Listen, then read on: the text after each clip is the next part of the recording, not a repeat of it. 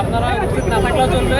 ভিতরে উৎসব মুখর পরিবেশে একটি নির্বাচন হয়েছে, ফলাফল আশা করি আমরা সুষ্ঠু হবে। আপনারা এখানে দাঁড়িয়ে থাকলে রাস্তায় চলাচলকৃত মানুষের জন্য অসুবিধা হচ্ছে, আপনারা সরে গেলে ভালো হয়। তারা হচ্ছে আমরা তাদেরকে অনেকভাবে বোঝানোর চেষ্টা করছি, তারাও একটু বুঝছেন আবার একটু হচ্ছেন। আমরা আশা করি তারা খুব শীঘ্রই বিষয়টা বুঝতে পারবেন, মানুষজনের যে কষ্ট হচ্ছে সেটা তারা বুঝে তারা হচ্ছে দুই পক্ষ দুই দিকে চলে যাবেন, আমরা আশা করি।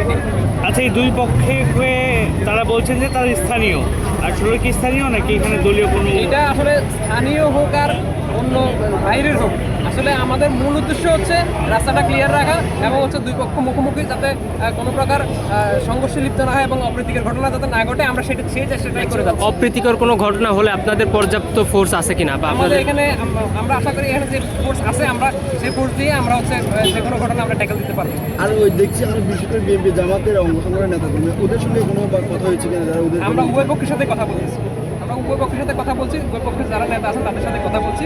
তারা আপাতত উভয় পক্ষ দুই পাশে অবস্থান নিল, তারা আপাতত শান্তিপূর্ণ অবস্থায় আছে, তারা এখনো পর্যন্ত অন্য কোনো অবস্থা যায় না, তারা শান্তিপূর্ণ অবস্থায় থাকবে বলে আমাদের বিশ্বাস।